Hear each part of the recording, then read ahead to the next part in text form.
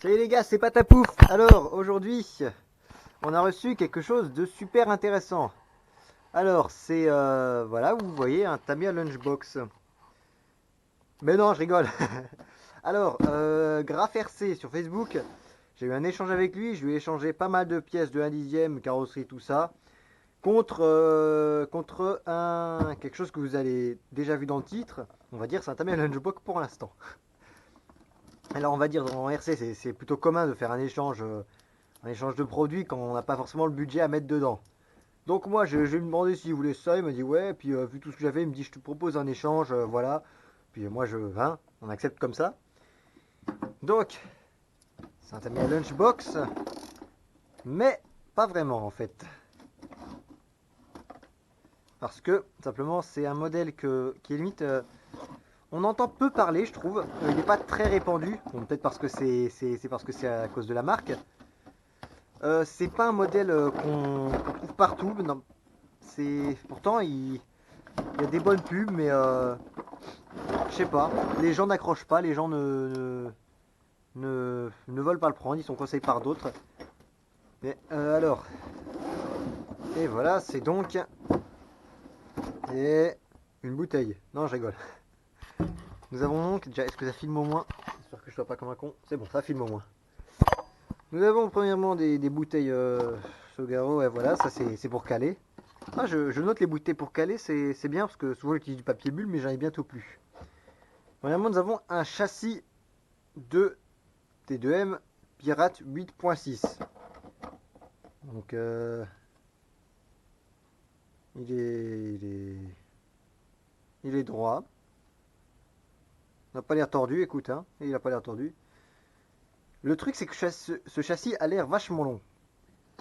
Ici, un châssis de NXT, de buggy, on va dire classique. Si on met par rapport au trou à l'arrière, bon, évidemment, j'ai mis la main dans la graisse, donc j'ai une main dégueulasse.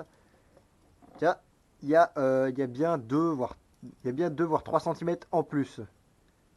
Ce qui fait que c'est quand même un buggy qui est plutôt lourd. Regardez la largeur du châssis quand même. Certaines marques qui devraient s'en inspirer pour éviter qu'il n'y ait pas assez d'alu et que ça plie du coup. Donc vous voyez, c'est franchement un beau bébé. Hein. Lunchbox, ouais. Nous avons ici le buggy. Il est quasi complet. Bon, évidemment, il est démonté. Tu me l'as dit, donc je sais un peu à quoi m'attendre. Il traînait un peu chez toi, donc je sais aussi à quoi m'attendre. Attends, ils sont vides des amortisseurs, la vache.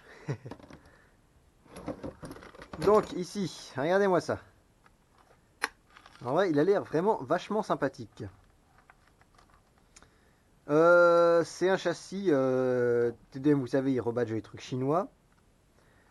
Mais ce que je n'arrive pas à savoir, c'est de quelle chinoiserie il est issu en fait. Parce que, certes, il est rebadgé de chez chinois, mais en général, on peut trouver les pièces facilement. Or, pour celui-là, je ne vois pas d'autres modèles. D'ailleurs, si vous savez quelle chinoiserie ils ont rebadgé, ça c'est pour celui qui veut que je fasse un gros aussi en même temps. Regardez-moi ça. Alors les triangles sont vachement courts, putain la vache. Ils sont super courts. En même temps, pendant le crash, ils sont larges, la vache. En même temps, putain, je veux dire quand même, je suis impressionné de la petitesse quand même des triangles. Tout est petit là-dessus. Les noix sont petites. Bon, elles sont un 8ème classique, mais ouais, elles sont quand même petites. Bon, je suis habitué au truc du Savage, du coup, hein. Alors non, pour ceux qui se demandent, c'est pas ce buggy là que je vais utiliser sur circuit. Enfin, quoique, à voir. Mais non, c'est pas ce buggy là pour que lequel je me réserve j'évite de dépenser un petit peu. Moi, ça va être un Ming Yang. Mais celui-là, ça va être bien pour dépanner, pour rouler de temps en temps. Histoire de rigoler. Évidemment, la vache est tout rouillé. Regardez-moi ça. Tout rouillé, tout rouillé. Euh, J'ai envie de voir un truc. Les diffs, à quoi ils ressemblent. La vache, oui, t'as fourni plein de pièces. Ouais, je crois que je serais... J'aurais mis du temps. Puis je crois en fait ce modèle là il est pas si mauvais en fait. J'ai pas. En même temps on n'entend pas beaucoup parler. Mais quand je vois un peu la structure un peu, il y a tout qui est quand même bien épais. Ça me paraît pas si mauvais que ça. On voit un diff. Putain, oui, la vache, c'est... Ah, je pense qu'il y aura un pignon de 10 dents. Donc, attendez, on va comparer avec des pièces de Obao hyper neuf. D'ailleurs, il y a toujours lui qui est à vendre, hein, si vous voulez. Tiens, pendant qu'on fait les pubs, je passe... je tiens à dire, dans la description, j'ai mis la page Tipeee sur laquelle vous pouvez soutenir la chaîne parce que j'ai quelques plans dont je n'ai encore parlé à personne qui devraient arriver sous peu. Mais ça me coûterait bonbon. Donc regardez-moi ça. Putain, oui, la vache, il s'y ressemble beaucoup. Juste que celle-là, le diff du Hyper 9. Est-ce que j'ai un corps de diff? On va chercher un corps de diff pour vous montrer un peu à quel point le Hyper 9, les diffs, ils sont petits. Par exemple, voilà un diff normal. Et si on prend par exemple le diff du Karoq, Thunder Tiger MT4 G5. Ça nous fait, bouge pas tant qu'il se barre l'axe.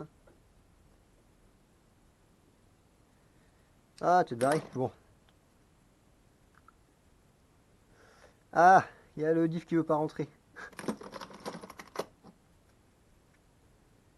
Regardez, un diff normal de la 8ème, le diff du Hyper 9. Vous voyez un peu la différence de taille? Il est vraiment minuscule.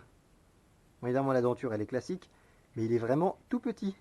Ça, c'est impressionnant. J'ai envie de voir la taille des diffs pour celui-ci. Parce qu'on a une couronne certes grande comme ça. À l'intérieur, on n'a pas de corps de diff. Bon, je trouverais bien quelque chose à adapter là-dedans. Écoute, hein, je suis sûr que ça se trouve.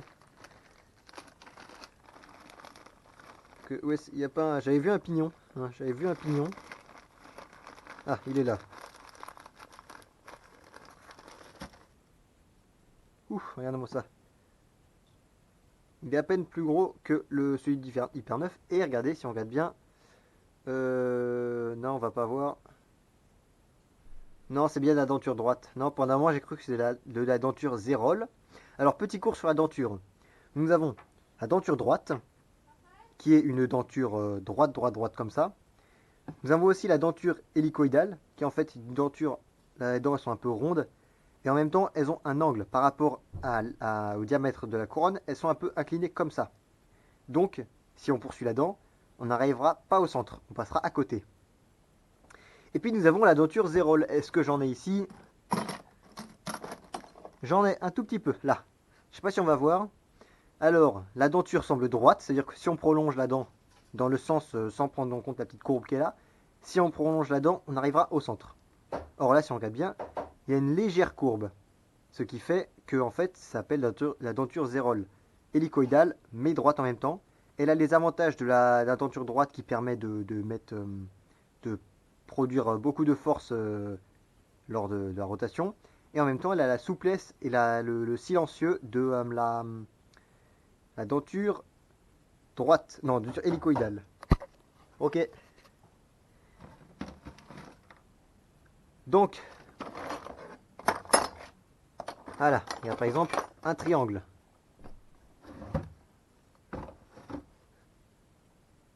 Non, ils sont pas si courts que ça. Regardez-moi ça. Il y a même pas 10... Ouais, il doit y avoir 10 mm en moins, mais c'est tout, quoi. Tiens, c'est intéressant, ça. J'aurais juré qu'il y aurait plus. En même temps, regardez un peu la différence de point d'ancrage. Non, il y a pas tant que ça, en fait. Il n'y a pas tant de différence que ça. Il est juste long, en fait. Regardez, j'aurais juré qu'il était plus long, mais non. On a dit un triangle avant. Ouais, ils sont aussi... Ouais, ils sont plus courts, par contre, ceux-là. Regardez-moi ça. En même temps, ceux du Hyper 9 sont vachement longs. Mais j'aurais juré qu'ils seraient plus courts, quand même. Non, c'est impressionnant. Les amortisseurs, il y en a... T'en as mis combien d'amortisseurs? 1, 2, 3, 4.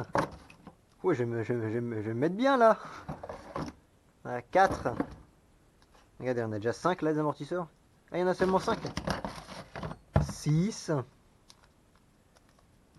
Ouh là, je crois que je vais me mettre très bien. Écoute, hein, je crois que ça va bien mieux être utile pour certains projets, ça, ces amortisseurs là.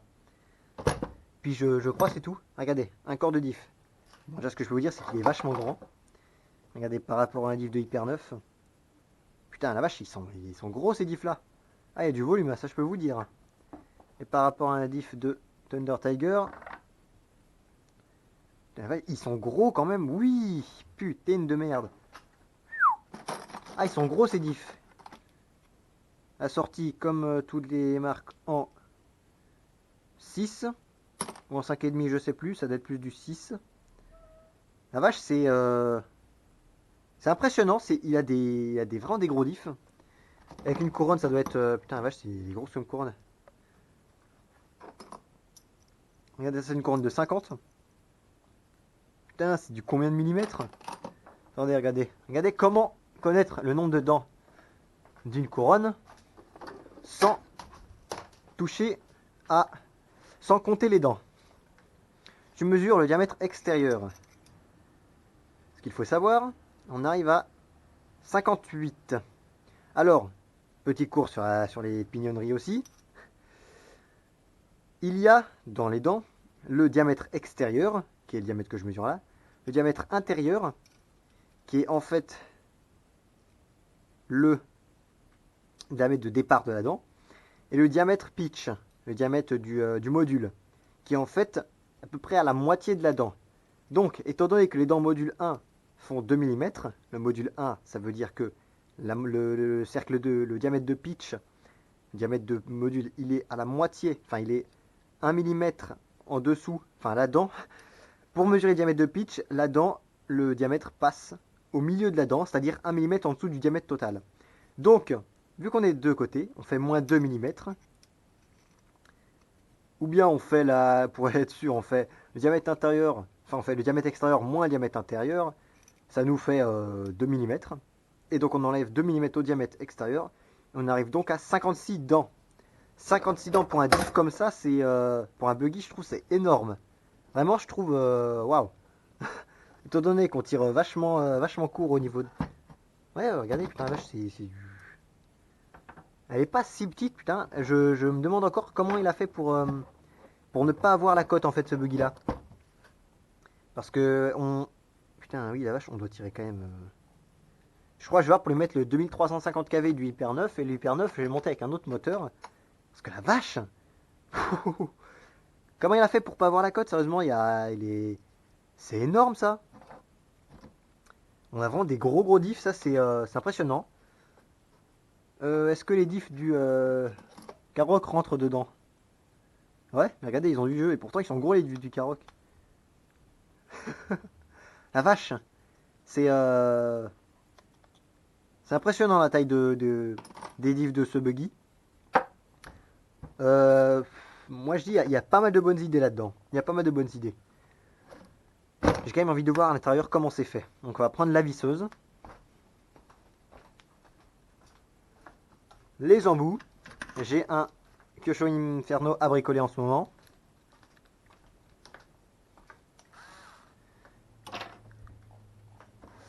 On va décaler ça ailleurs. Histoire d'avoir la place. J'ai envie de voir comment c'est fait en dessous. On va plutôt prendre l'embout en 2,5. On va commencer par l'arrière, juste pour voir un peu comment c'est fait en dessous.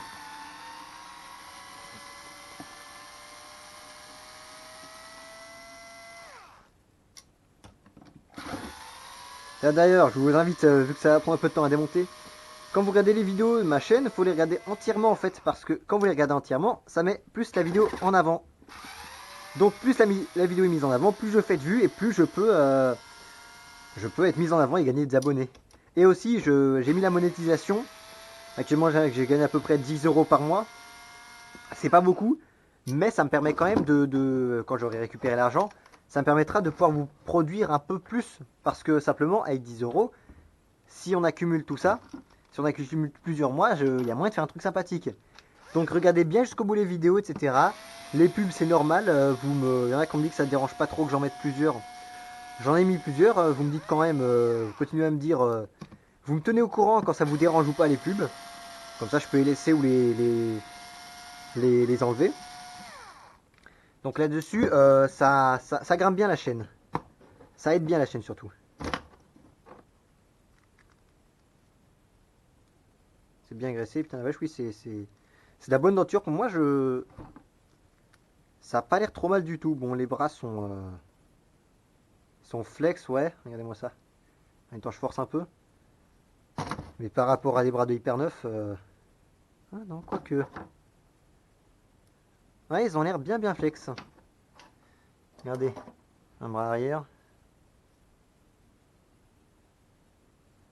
Ils ont l'air bien flex. C'est intéressant ça. C'est intéressant. Je crois qu'il va être bien solide. En même temps, honnêtement, ce buggy là, pour l'instant, contrairement à la NXT là-bas, sur ce buggy là, j'ai un très bon a priori. Pour l'instant, ça reste très bon. Je pense qu'il va bien se débrouiller. Ensuite, qu'est-ce qu'il y a au niveau du diff central? On va voir un petit peu ça. Comment on enlève ça? Ah oui, bon, on va enlever ça après. T'as un peu laissé le buggy trempé dans son jus, hein, Graf?